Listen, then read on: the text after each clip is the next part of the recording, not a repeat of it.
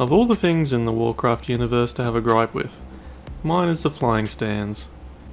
I remember as a kid building my Dark Elder Raider, and the flying stand being so fragile it broke the first time I took it to a game, and I ended up just having my Raider grounded. Same with my jetbikes and Scourge. In fact, here is a picture of my childhood army, and you can see every flight stand has been lost or destroyed. Also, flight stands don't exactly inspire the imagination. I believe smoke billowing out of a futuristic jetpack a lot more than my mind being told to ignore the bottom half of a wine glass. If you watch my first video ever on this channel, you may have seen my Seraphim with their smoke bases. Not only is this way more sturdy, but it looks a lot cooler as well. In this video I'm going to show you how I obtained and painted these bases as I prepare to build the next round of Seraphim and Zephyrim. But first, I hope you'll indulge me for a moment while I plan what I will be painting in my next video. If not, then feel free to use the chapter markers to jump to the part of the video you would like to see. So, I have a dilemma. Over the last 6 months I've been working on a number of hobby projects, however my sisters have been on the back burner. I have, however, still been collecting and hoarding everything that I wish to paint. So now I'm in the very privileged first world problem of not knowing where to start.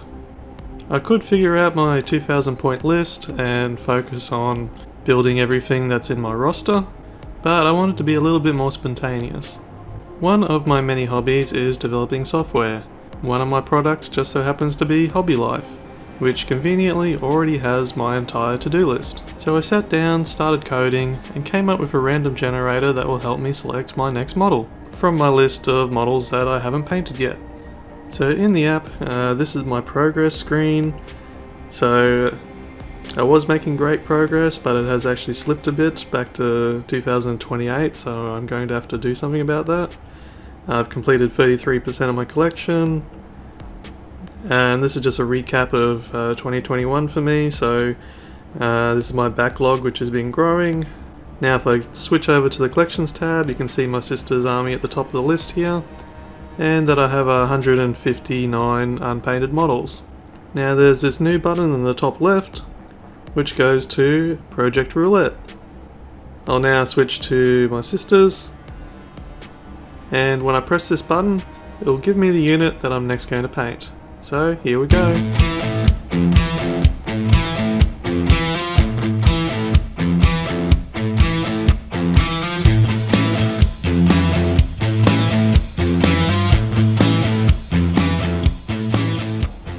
Okay, for real this time. Cool.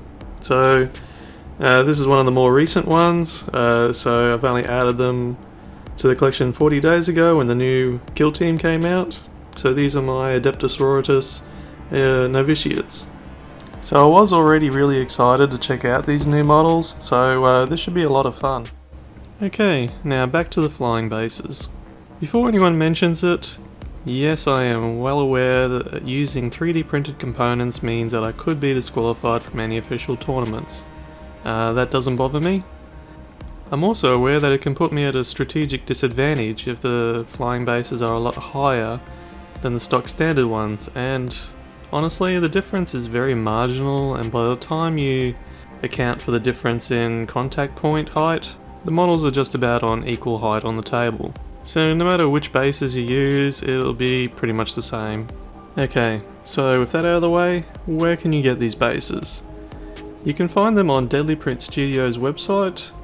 These guys are not sponsors, but they make fantastic products that help you bring your models to life.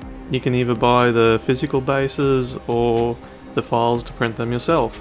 This was actually the product that made me invest in a 3D printer, because I wanted quite a few of these bases, and running the numbers, it was actually far better investment to buy a printer rather than buying a bunch of bases. That was with postage to Australia in mind, so do your own math on that one. The Seraphim and Zephyrim smoke bases are separate files. This is because the jetpacks are a bit different if you follow the standard build guide. The Seraphim have 4 smoke streams on each side, while the Zephyrim have 5.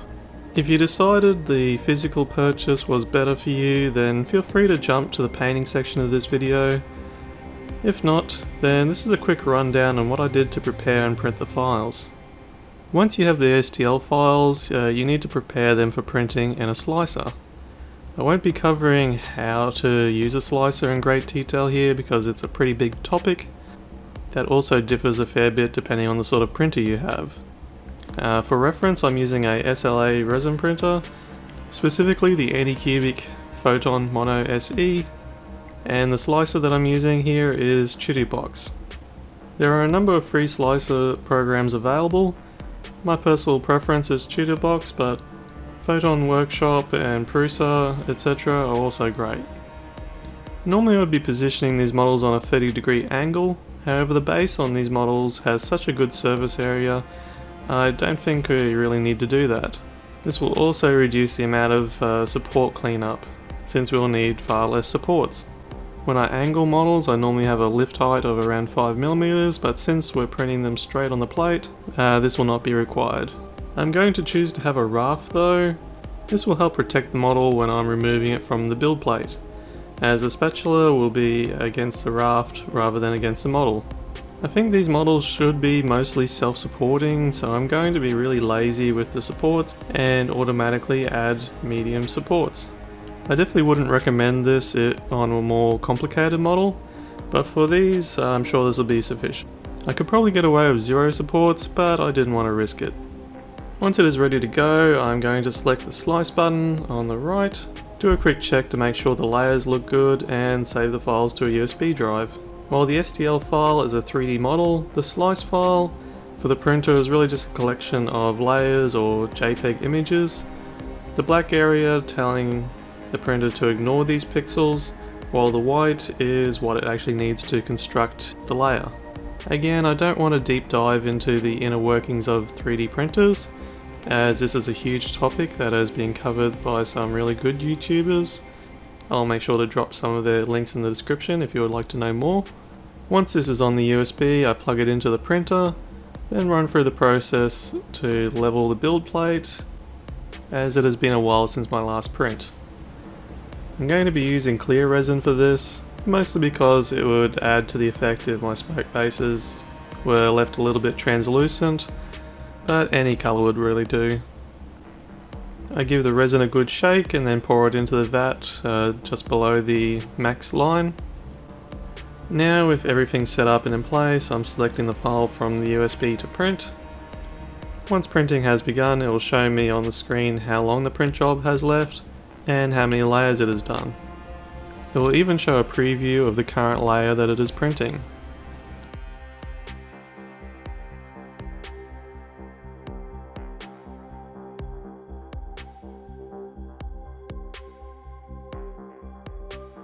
Each layer is printed from the build plate down, so the finished prints appear upside down like this. Next step was to remove the prints from the build plate. You'll notice I'm wearing nitrile gloves for protection. I also have a face mask and protective goggles. Every time I look into safety of resin, I see a few mixed results. There may be more conclusive advice by the time you're watching this video, so please do your own research into what protective equipment you need to work with resin. It's also worth noting that particles are extremely small, and while nitrile gloves offer some protection, if you get contaminated substances on the gloves, some of those particles may still pass through.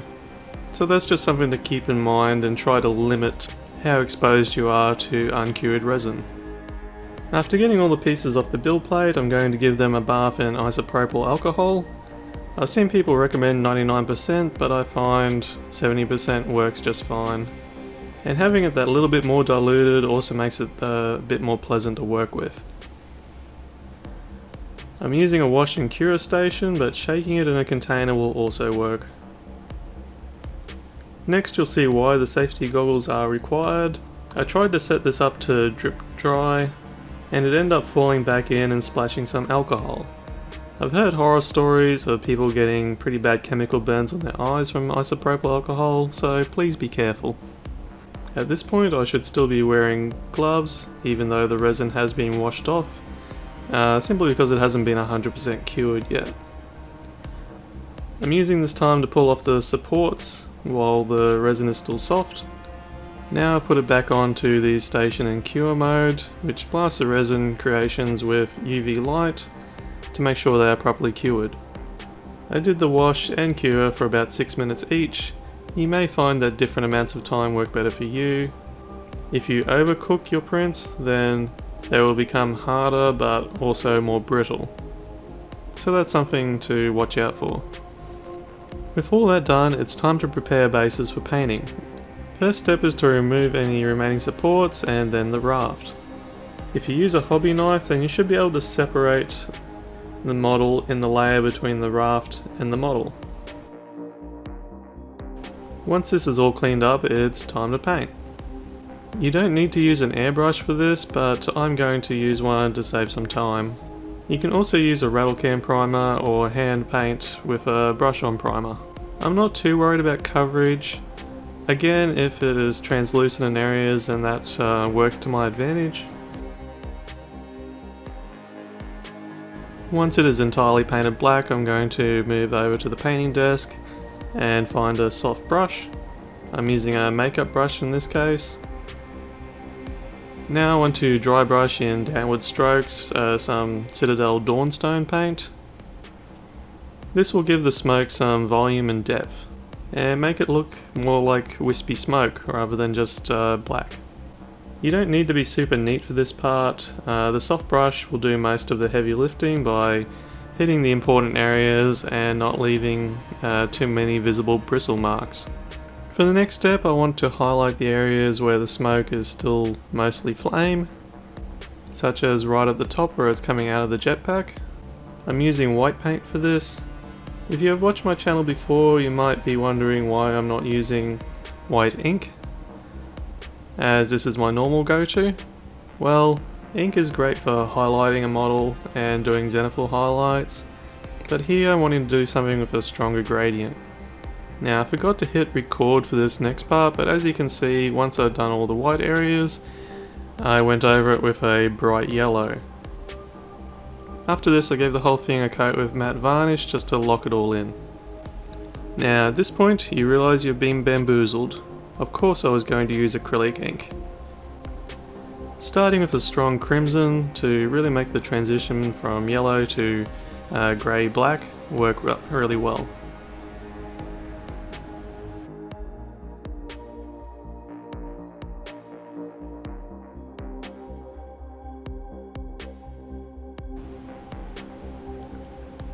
So that looks pretty good, but the yellow is still a bit too yellow. So I'm going to make an equal mix of white and yellow ink and target the highest points in where the smoke and flames is only just escaping the jetpack.